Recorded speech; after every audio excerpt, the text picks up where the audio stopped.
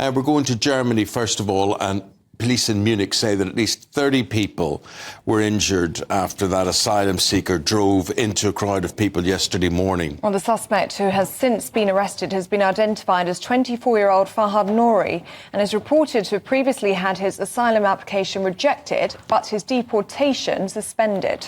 Let's get full details of all of this. We go to Katherine Forster, who's there at the scene, our political correspondent.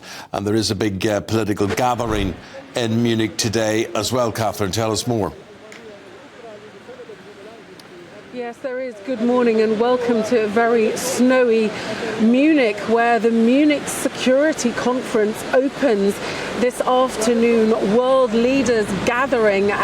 J.D. Vance, the US Vice President, arriving yesterday with his wife and 3 children. Zelensky of Ukraine also here. A big moment for European security, particularly in light of everything that's been said by Donald Trump over the last couple of days. But we are here at this junction because this is where yesterday morning at 10:30 a white Mini came from just up there over my shoulder and rammed into a trade union rally,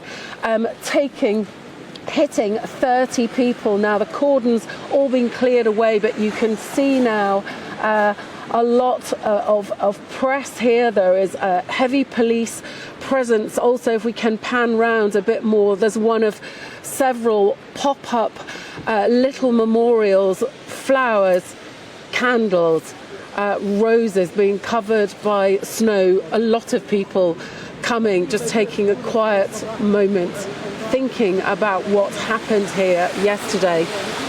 30 people injured. We know that a 2-year-old child is critically ill in hospital.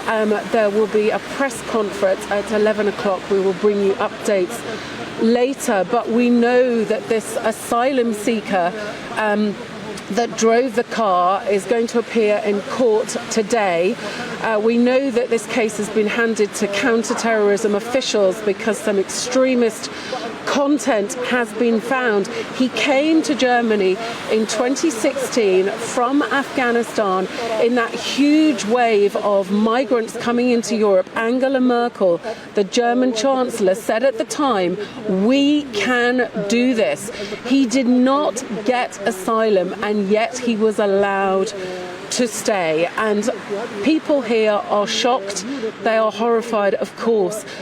But they are also, sadly, becoming used to this sort of thing. It was only in December there was the Christmas market attack. 6 people killed, 100 injured. Last month, a 2-year-old child and an adult stabbed to death, also in Bavaria. The authorities saying something has to change in Germany.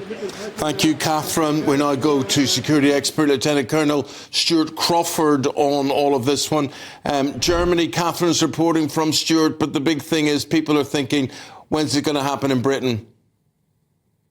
Good morning. Indeed, yes, they are. And I think when you consider the hundreds of millions, if not billions, of cars which are deployed with people driving them worldwide, and every one of them is a potential weapon in the style that we've just seen tragically happen in Munich, then you have to assume that it can happen anywhere.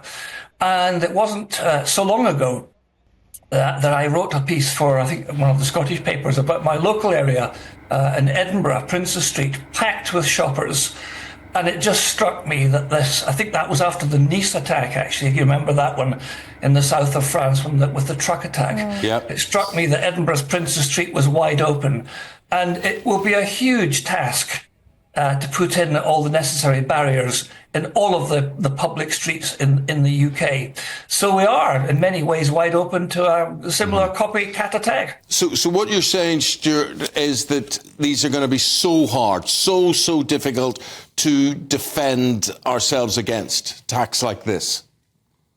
Yes, indeed, because I think if you're looking at something like a suicide bomb attack or a vehicle bomb attack or a small arms attack, then the perpetrators or would-be perpetrators have got to get through various security barriers before they can carry out that attack.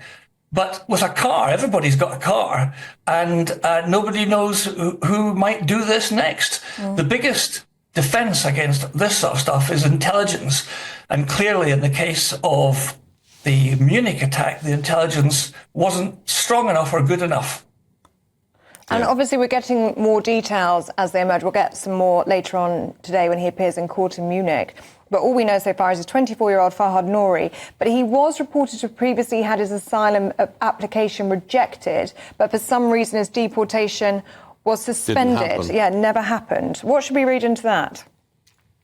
Well, I think what we need to read into it is in Germany and in Sweden and other parts of Scandinavia, the governments have been so welcoming to legitimate and probably illegitimate migrants and asylum seekers that they've welcomed into their own house, if you like, people who will do them harm.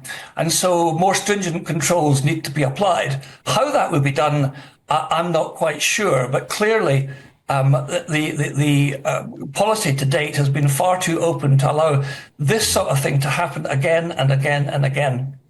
Stuart Crawford, we'll leave it there. Thank you very much indeed for your analysis of that situation. In the studio, Charlie Rowley, political analyst on this. And Stuart's talking about, people who apply for asylum coming here and, and then carrying out an act like this. I mean, I think that once you've been accused of something like this, once if that's proven true, that he drove into all of those people, they should throw the book at him. They should double his sentence for that situation. Why have we got to put up with this sort of nonsense? Well, absolutely right. And the question will be, should he be locked up in a German prison or should he be deported back to Afghanistan? So there'd be and if an attack similar to what we've seen in Munich were to happen in the UK... Afghanistan will not take him. They'll not take him anyway, probably.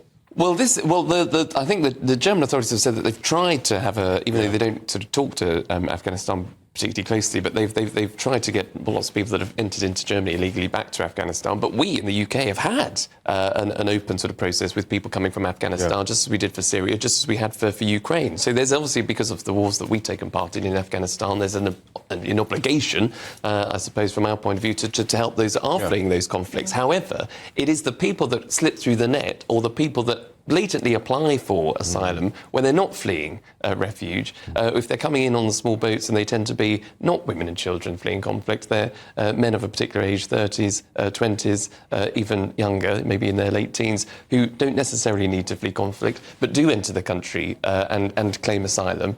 And shouldn't be here. How do you deport those people? Should this man have been deported? He probably should have been. If he's committed a crime in Germany whilst even having an approved status, an approved refugee settled status, he should be deported.